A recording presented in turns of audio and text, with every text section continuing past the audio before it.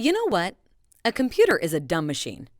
It needs to be instructed on how to perform a particular task, and we use a programming language such as Java, C, C++, Python, and many more to instruct the computer. Java is a programming language that helps us in writing commands.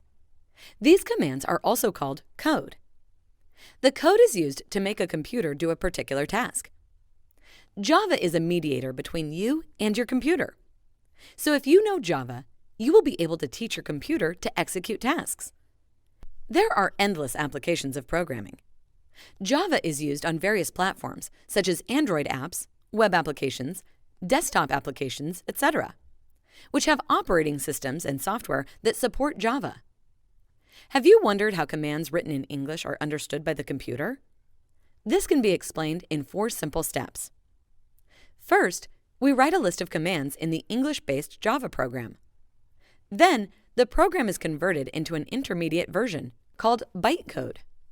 The bytecode is not readable by humans anymore. The bytecode is then read by a special software called the Java Interpreter, which translates it to a machine-friendly language. Finally, the computer reads the translated code and performs the tasks.